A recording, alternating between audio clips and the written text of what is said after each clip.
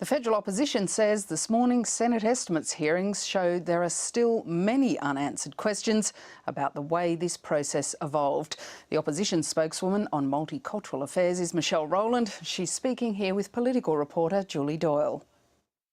Rowland, thanks for coming in today. Now, Senator Parry has said this morning before an estimates committee that he received credible advice that there was a protest planned to disrupt question time from people wearing burqas. It was the last sitting day of the session and he felt it was the right decision to make. Do you think there was any justification for the move?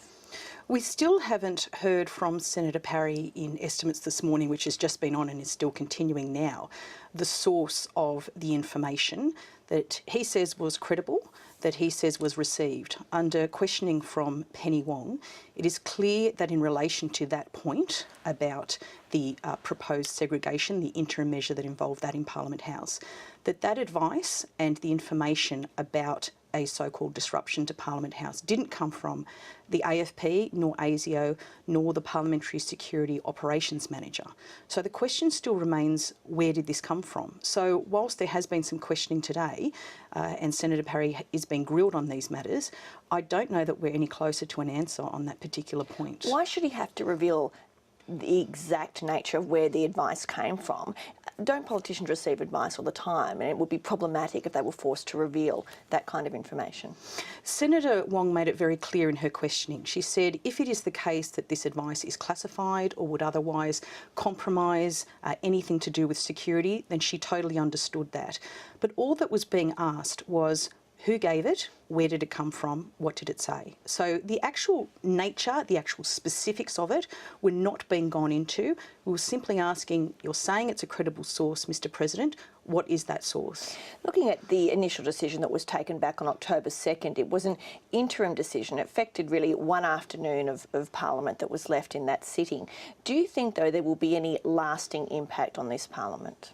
I think there will be, because unfortunately, as we are just seeing from estimates right now, decisions seem to have been made that affect how the People's House operates. This is supposed to be the People's House. Parliament is supposed to be able to be open and viewed by people, of course, subject to appropriate security arrangements. But if this, and I put this question, if this was supposed to be an interim measure, there was no specific sunsetting put on that directive that went out on the last sitting day that we had here in the Parliament. So if that was supposed to be an interim measure, if it hadn't been revoked or it hadn't been replaced, then that in fact would still be operating today. Looking at the change that has been announced this morning then, that people will now have to show their faces at the security entrance to Parliament instead, but then once they're inside the building, they'll be free to move around with their facial covering. Do you think that is a sensible result? Julie, this is almost exactly what I was saying, I think, at this very program a couple of weeks ago. In just about every secure building in Australia where people's identities need to be known, be it courts, be it airports, be it other Parliament houses, there are arrangements and protocols that are in place to enable security to ascertain the identity of someone in a way that is appropriate, in a way that goes about with a minimum of fuss. I don't see why we couldn't have gotten to a point where that is exactly what we would have proposed to do in those interim measures that were announced, rather than simply saying anyone who has their face covered will be sitting in a certain section of the public galleries. Now, we've had a couple of weeks where this has been, the interim decision has been standing. Out in the community, in your electorate, what have people said to you about it? Not only in my electorate, Julie, but I've been speaking to a number of community groups of various backgrounds.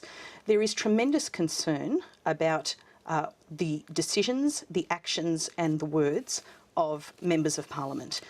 And the clear message that I've taken away from that, reinforced more than any other, is that words and decisions in this place matter in the community. People are taking notice of them, particularly women who have felt that they are not free to wear what they choose to wear, women who fear that they might be the subject of some sort of victimisation, people who are concerned about their children. And we've even seen media reports about children being victimised, about a woman being thrown from a train in Melbourne. And they're only the ones that are reported. And I can tell you there are many that are not.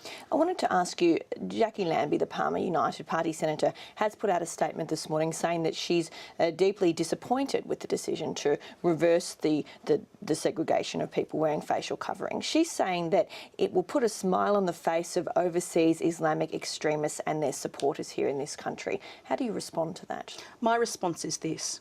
Australia is a multicultural nation. Social cohesion, more than anything else, is what is important at this time. Things that people say in this place do mean a lot in our community. We, as members of Parliament, should be saying and doing everything we can to foster social cohesion.